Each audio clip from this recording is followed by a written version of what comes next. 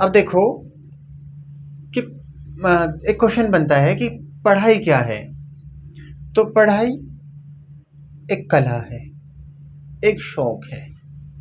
जब पढ़ाई कला है तो आप कला के हिसाब से जब पढ़ाई को लेते हैं तो आप नीट जैसे एग्ज़ाम देंगे, आईआईटी जैसे एग्ज़ाम देंगे और सीपीओ जैसे एग्ज़ाम देंगे।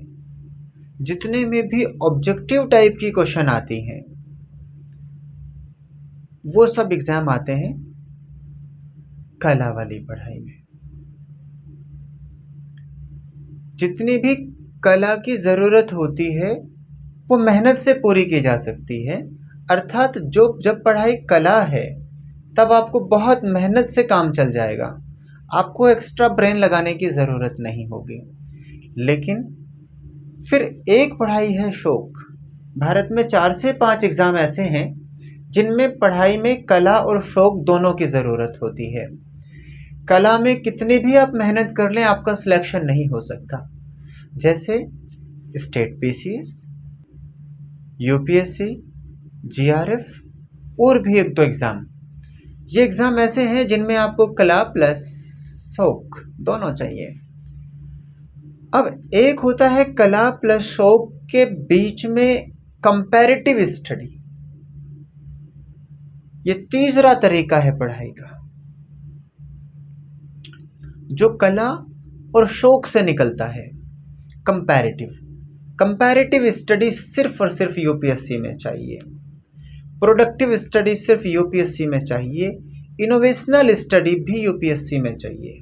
जब हम यूपीएससी का प्रीलिम्स एग्ज़ाम देते हैं तो हमें कला वाली पढ़ाई काम आती है। हम कला वाली पढ़ाई से उस एग्ज़ाम को पास करते हैं। लेकिन जैसे ही हम यूपीएससी का मेंस देते हैं तो वहाँ पे हमें ज़रूरत होती है शौक वाली पढ़ाई प्लस कला वाली पढ़ाई की। इसके साथ ही साथ हमारा तीसरा स्टेज आता है, उसे कहते हैं साक्षात्कार अर्थात इंटरव्यू। और इंटरव्यू में कला प्लस शौक एक चीज़ का निर्माण करता है, उसे कहते हैं कंपैरेटिव स्टडी। साथ ही साथ उसे कहते हैं इनोवेशनल स्टडी। साथ ही साथ कहते हैं mental aptitude and the physical aptitude. अर्थात ये एक अलग और डिफरेंट और यूनिक टाइप का एग्ज़ाम है।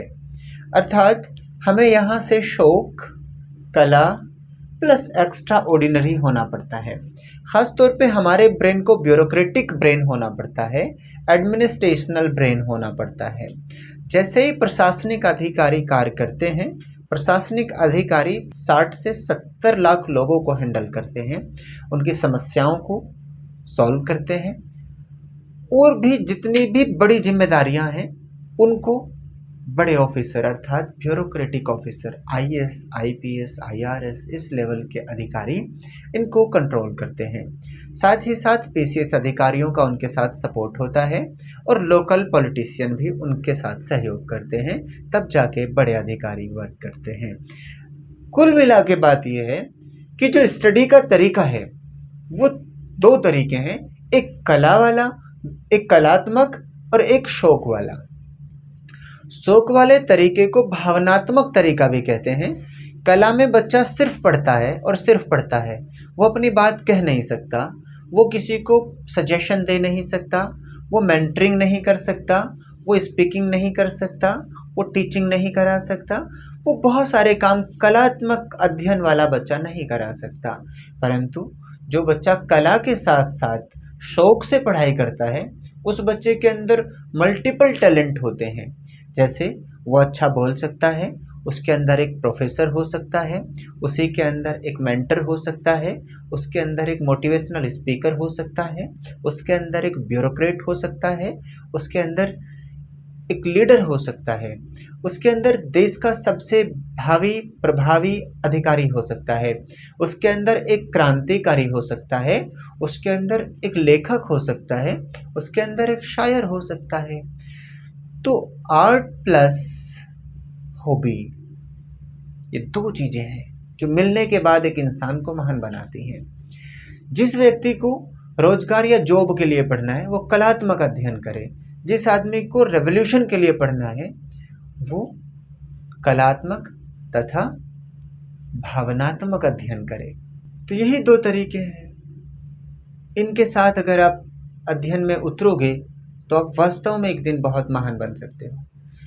जैसे लोगों को आपने इतिहास में पढ़ा, जैसे अरिस्टोटल को पढ़ा होगा, कन्फ्यूशियस को भी आपने पढ़ा होगा, और प्लेटो को पढ़ा होगा, सुकरात को पढ़ा होगा, और लुकमान को पढ़ा होगा, और भी बहुत सारे फिलोसोफर्स गुजरे हैं, और भी बहुत सारे फिलोसोफर इतिहास में दर्ज हैं जिनको लोग बहुत इमोशनली पढ़ते हैं, जिनकी बुद्धि का बड़े बड़े विद्वान प्रशंसा करते हैं। वैसे आप भी हो सकते हैं।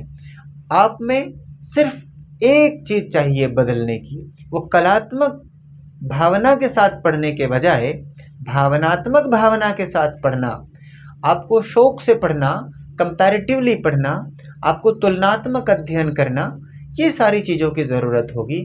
आप में से सुकरात निकल सकता है, आप में गैलीलियो निकल सकता है, आप में प्लेटो एंड अरस्तु निकल सकता है। यहाँ तक कि अगर आप अच्छे से अध्ययन कर सकते हैं, जैसे नेपोलियन को आप देखेंगे, नेपोलियन बहुत पढ़ा लिखा आदमी तो नहीं था, लेकिन नेपोलियन ने जो पढ़ा था उसने बहुत भावनात्मक दृष्टि से अध्ययन किया था। भावनात्मक दृष्टि से अध्ययन का परिणाम ये हुआ कि नेपोलियन की हाइट बस बहुत कम थी, 4.5 फीट से कम थी। उसके पश्चात फ्रांस का सेनापति बना, उसके बाद सम्राट भी बना। सम्राट बनने के बाद पूरे यूरोप का विजेता कहलाया, पूरे यूरोप की नाक में दम कर दिया। स्पेन वगैरह, स्वीडन और ये सब, नॉर्वे वगैरह सबको जीत लिया था नेपोलियन ने। उसके बाद इजिप्ट की तरफ आया, इजिप्ट में उसकी हार हुई, उसके बाद वापस चला गया। बात हारने और जीतने की नहीं, बात है भावनात्मक अध्ययन से नेपोलियन बन सकते हैं आप। भावनात्मक अध्ययन से हिटलर एक आइडियल फेस नहीं है, लेकिन हिटलर का अध्ययन बहुत भावनात्मक है। हिटलर बहुत एजुकेटेड पीएचडी किया हुआ इंसान नहीं था, लेकिन उसने खुद में पढ़ाई की थी और वो भावनात्मक दृष्टि का विद्यार्थी रहा था। अर्थात हिटलर को इतिहास में बुरे शब्दों में ही सही, परंतु इतिहास में जगह बनाने में हिटलर सफल रहा। अब आगे जाके आप देखेंगे तो और बहुत सारे लोग मॉडर्न टाइम में, प्रेजेंट में भी ऐसे कई सारे लोग हैं जिनको आप देखेंगे बहुत पढ़े लिखे नहीं हैं, लेकिन भावनात्मक दृष्टि से उन्होंने जितना अध्ययन किया है उसके परिणाम उसे बहुत अच्छे मिले।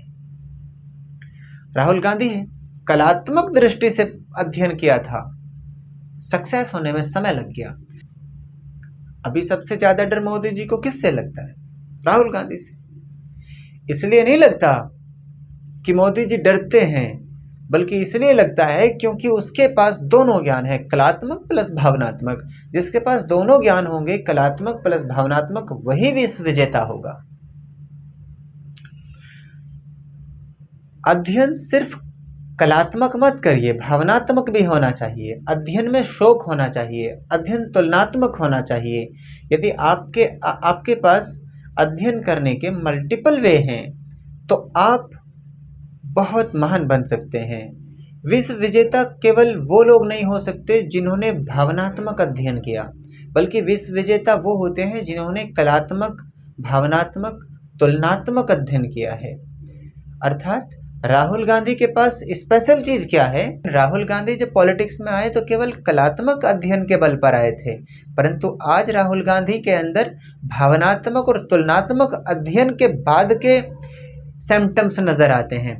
2014 का राहुल गांधी को आप देखेंगे तो एक आवारा सा लड़का जो किसी यूनिवर्सिटी में पढ़ के आया और माँ बाप दादाओं के बल पे पार्लियामेंट पहुंच गया। लेकिन अभी राहुल गांधी माँ बाप दादाओं के बल पे पार्लियामेंट में नहीं है, वो अपनी कलात्मक, भावनात्मक और तुलनात्मक अध्ययन के बल पर है। अर्थात मोदी जी को 2014 में राहुल गांधी से कोई डर नहीं लगता था, लेकिन 2019 में मोदी जी को सबसे ज़्यादा परेशान किया राहुल गांधी ने। 2024 में इतना परेशान किया कि अपनी सरकार नहीं बना पाए। क्यों नहीं बना पाए? क्योंकि उस समय वो कलात्मक थे जब वो पूर्ण बहुमत की सरकार बनाने में सफल रहे। लेकिन 2024 में राहुल गांधी कलात्मक नहीं, साथ में भावनात्मक भी थे और तुलनात्मक भी थे। अर्थात ऐसे समय में राहुल गांधी को डिफीट कर पाना थोड़ा सा कठिन था, लेकिन अलायंस के साथ गवर्नमेंट बनाई। मेरा कहने का उद्देश्य पॉलिटिकल नहीं है, बल्कि मैं तो देश की युवा पीढ़ी को सिर्फ इतना बताना चाहता हूँ कि आप कलात्मक दृष्टि से मत पढ़िए, आप अपने अंदर भावना भी रखिए पढ़ते समय और शौक भी रखिए, तुलनात्मक दृष्टि रखिए, तब आप पढ़िए। तो मैं बहुत विश्वास के साथ ये कह सकता हूँ कि यदि आप में से कोई चाहे विश्व विजेता बनना, तो बहुत पॉसिबल है कि आप विश्व विजेता बन सकते हैं।